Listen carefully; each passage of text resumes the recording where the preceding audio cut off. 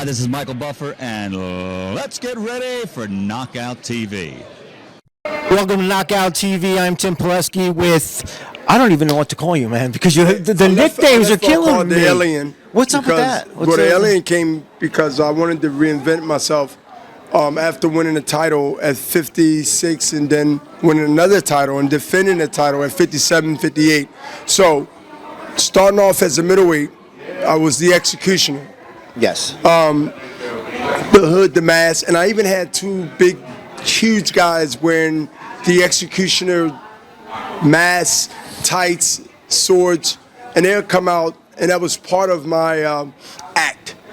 And being in any sport, just about, when you normally get past 35, you normally are either being told or exiting out of your abilities of the 20s and the early 30s. So, winning the title in the 40s and then defending the title, light heavyweight, because I moved up. Yep.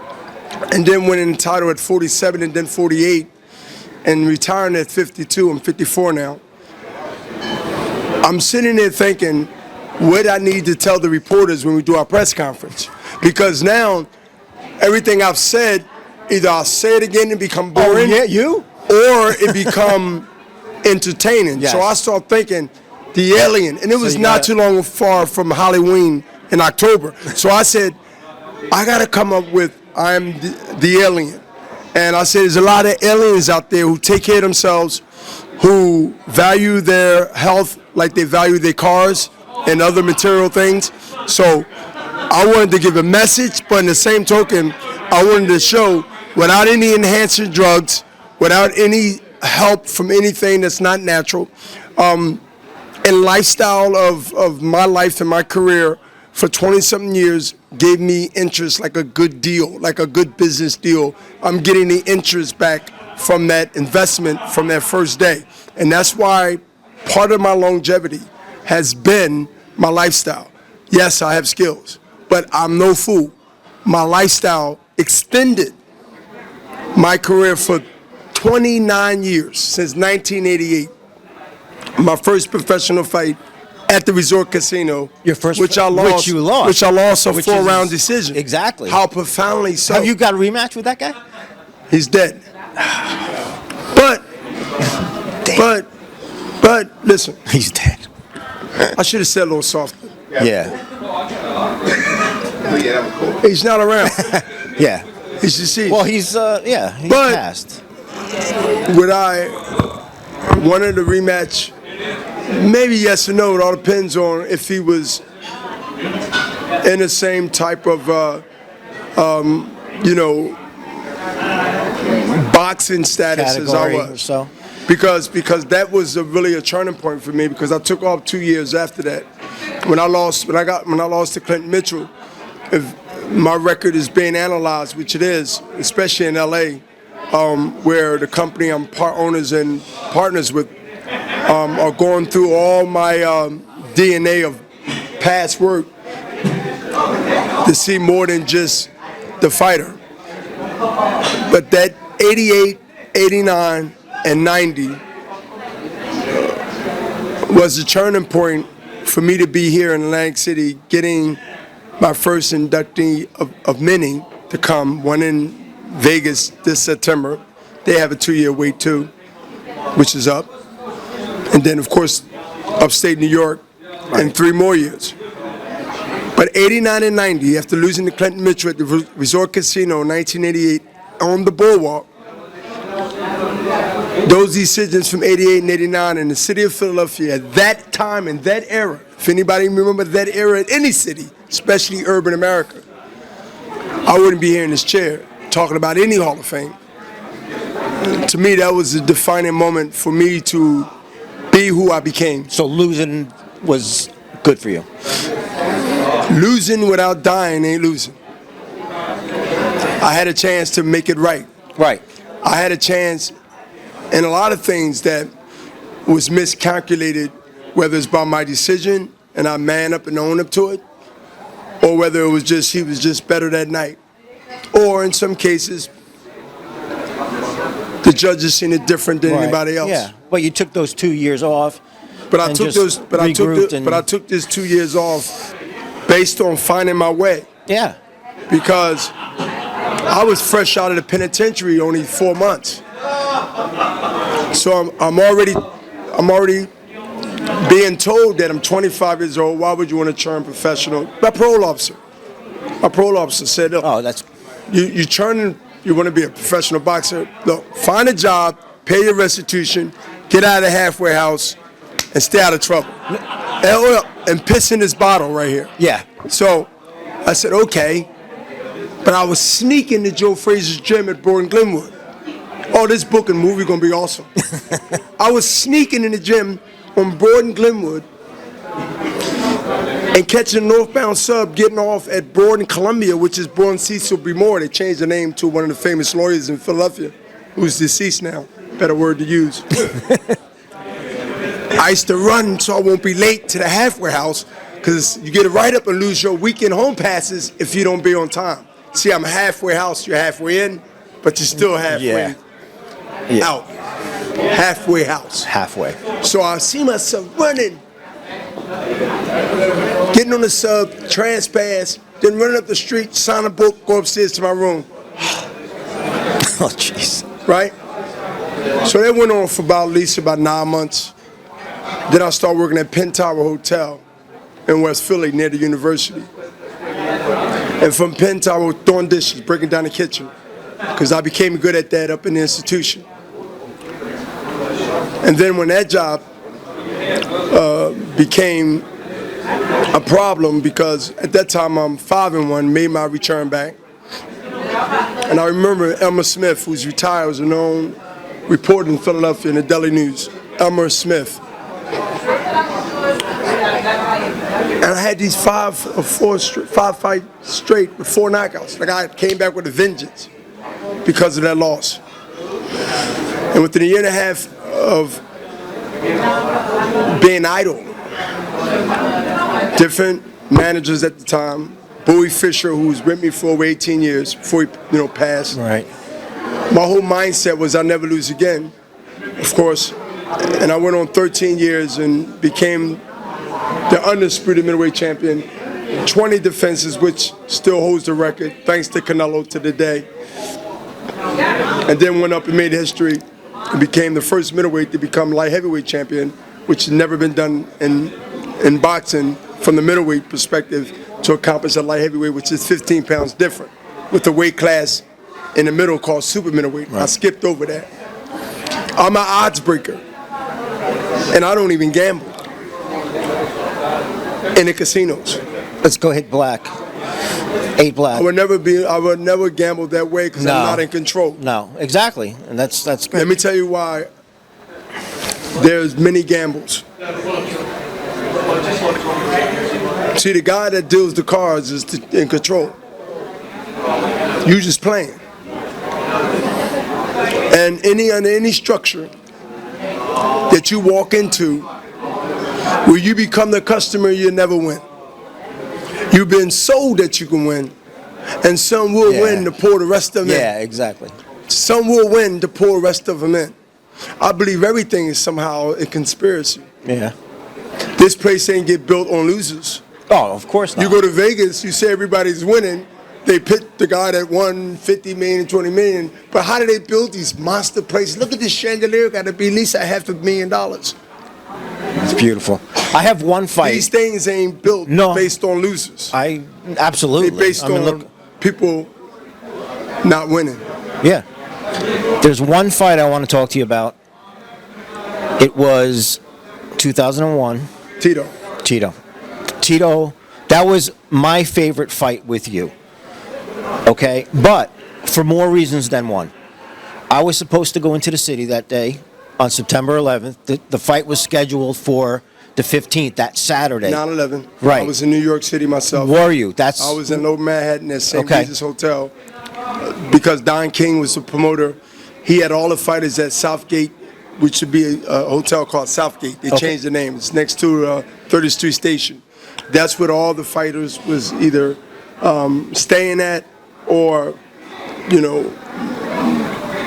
60% of the card. They were already in New York City for that. But because of the flag, that I made a statement, I knew that I wouldn't be able to sleep based on being in an environment that Don King and his promotional team will put all the fighters. For instance, I know if I check in that room, I know that they would keep ringing that phone.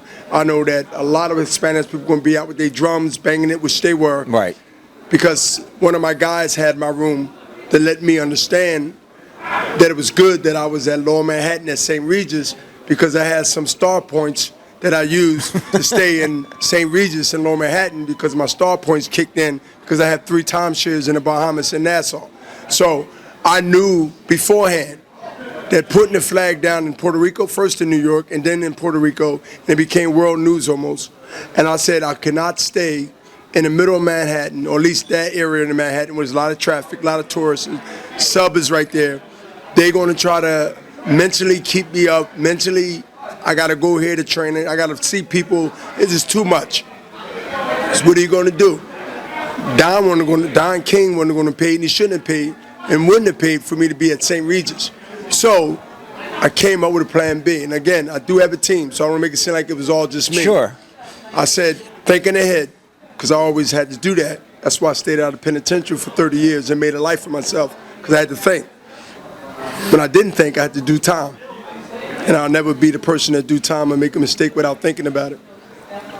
Or a decision, excuse me. Right. So I said, I'm not staying there, but give XYZ my room so they think I stayed there. And that's why he knew, because he had bags under his eyes, because he couldn't sleep for the next 3 days because we was there for the promotion. Because 9/11 happened, they canceled it. Right. And then they rescheduled the fight. Bingo. But we had press conferences. In New York, in the city? Yeah, we got to promote the fight. No, I know that. But still, that was total chaos in New York City.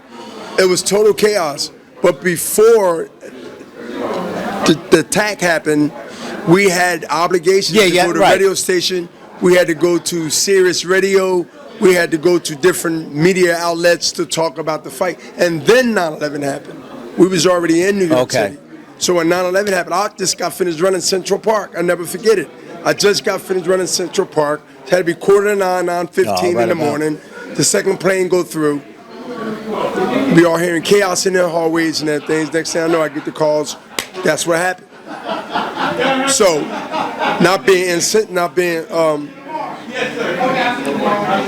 person with no conscience or no type of being insensitive, when I heard that, I thought it was just an accident. Then they wanted everybody to be outside, out of the hotel, because everybody was afraid to be in the building. Right. So once we in the lobby, and this and that, now we know this is real. We can't get out of New York because the bridges are shut. Right. Planes are grounded. So as hours went by, we know it was real. Brother Nazim, my trainer. Yeah. You know Brother Nazim, sure. with the Kufi. Yeah. What do you want to do, man? The gym was next to the World Trade Center where I trained at. I said, let's go to Brooklyn. They're not going to bomb Brooklyn. They're going to bomb the financial district. I said, let's go to Brooklyn. I said, let's go to Brooklyn. When Nazim tells that story to every reporter, asks him, what was your mindset? He said, Bernard was so focused. He said, let's go to Brooklyn because they're not going to bomb the hood. They bombing the financial district. They want the money. So you didn't miss a beat. Oh, wait a minute. Some would take that insensitive. Some would take that he didn't care. No. I knew that they know what they was doing. As evil as it was. Let's go to Brooklyn because they're not going to bomb the hood. So with that being said, I'm very sensitive what happened and slightly worried that my family is worried because they can't get through me because all the towers were shot at the time, or at least they wasn't working where you can get on your cell phone. Exactly. But I know this fight ain't been canceled yet. And if I didn't have that mindset that I had, that let's go to Brooklyn and train and stay there until things clear out and we hear what's going to happen, and steady. Let's get out of here. Let's go. Yeah, exactly. People said that. Yeah, I'm sure they did. I'm sure. But since we couldn't leave, I wasn't going to sit around and not train and not know what's going on, because I had a feeling that this fight was going to happen. And I had a feeling that someone is going to have that thought that I broke camp, I got out, they opened the bridges less than a week. You either can drive, but you still couldn't fly. I said, let's go to Brooklyn, because until I hear that this fight is canceled because 9/11, this is public record. You can look and Google all the reports I did. It's still out there. I said, until I hear that this fight is canceled until a further notice, then I will break camp. So 2001, the stand out to you and stand out to me, will be always remembered on two fronts. All the people in our country getting attacked, a lot of innocent people lost their lives, and there's a history that is ugly, but it will be in our history for next generations to come. But also, it was one of the greatest performances and one of the greatest achievements of my life that I couldn't and I wasn't going to be denied that moment in my life. So I had to be mentally tough and wise enough to understand, after upsetting the odds and 99% of the media on beating Felix Trinidad and stopping him in the 11th round, I believe, 12th, excuse me. How do I have a press conference where I have to be careful about what I say, because I don't want to sound insensitive or be taken that what I'm saying is either selfish or insensitive and not enjoying my moment. At this time, my moment wasn't really, to me, with no regrets. And it was reasons that it wasn't sort of lost and under coverage by the mainstream media. Yeah. So, but I'm still here. But that was... And my life was still in me. And I could still get up. And I could still walk. And I'm here to talk about the fight. And what got me over it is I can't think that way when I go out there and I address the media in New York a week later after I won, to let people know that a lot of people ain't here and was spared to be able to talk about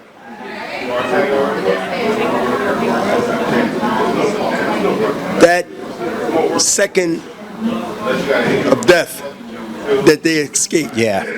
So I looked at it like every time they talk about the Trinidad fight, that 9/11 would be attached to that, whether I like it or not, when it comes to sport and when it comes to history of sport and achievement and an upset.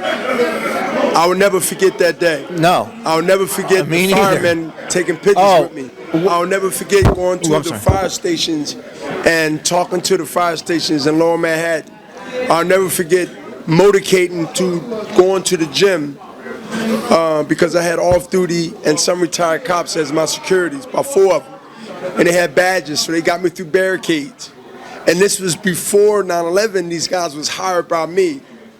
How fortunate that I had retired NYU policemen who knew half of the people that were stopping us at roadblocks. You can't go down here.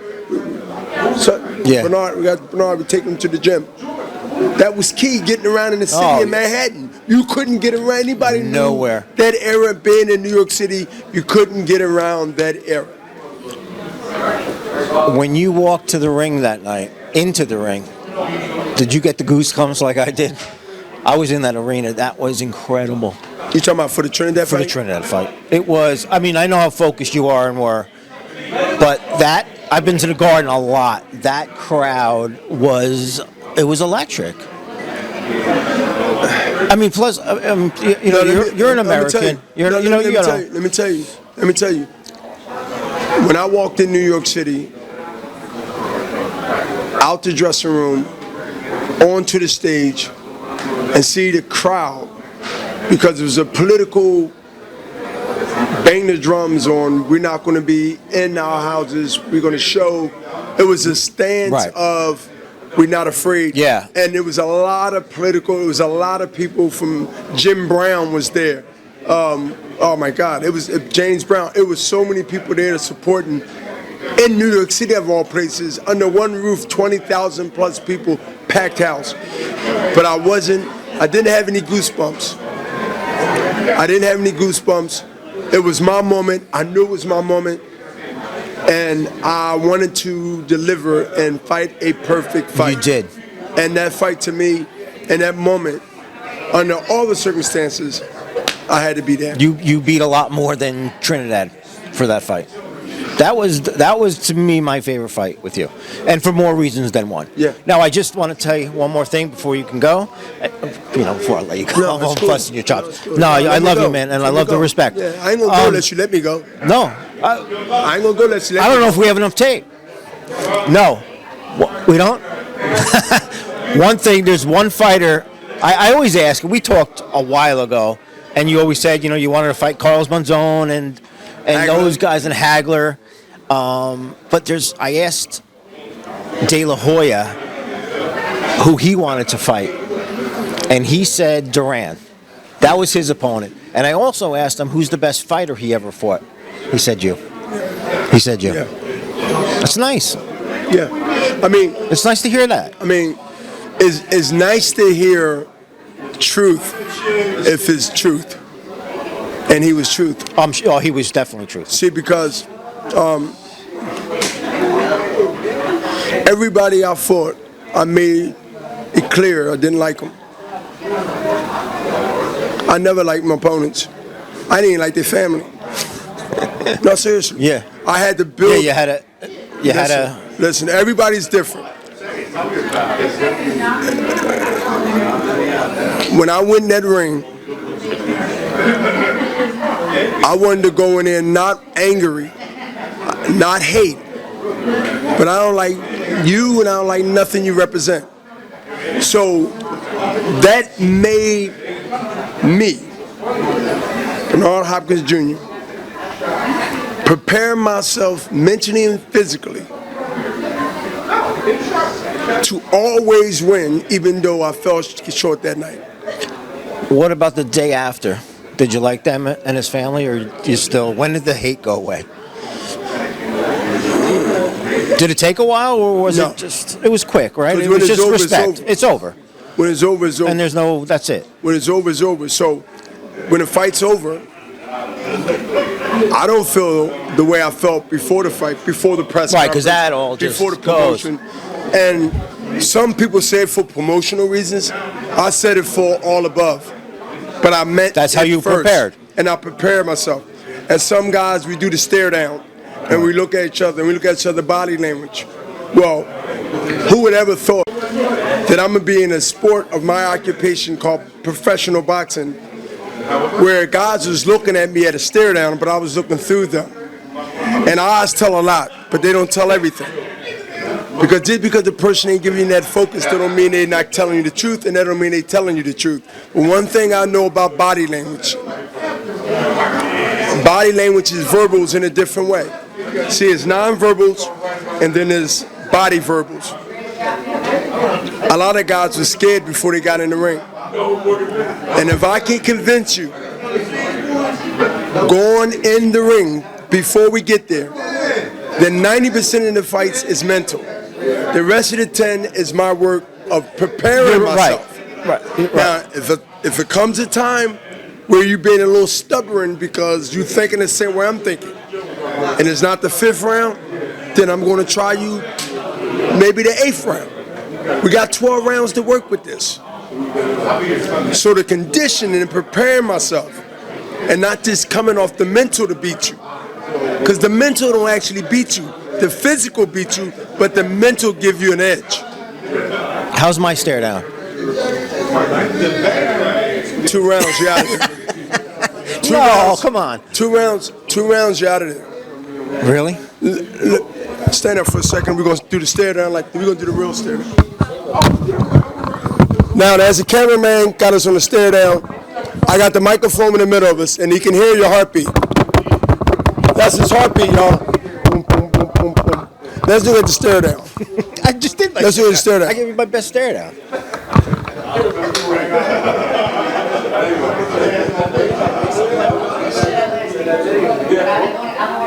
How's that tilt? How's that head tilt? Does that get you? Does that get you? All right, a little tilt, like this. Y'all don't know, he handed me all his money. Bernard Hopkins, my guy. Thank you for coming on Knockout TV. I love you, man. Thank you, man. See, we always knock these interviews out. That's why this guy's been my friend for a long time. Thank you. Thank you, buddy.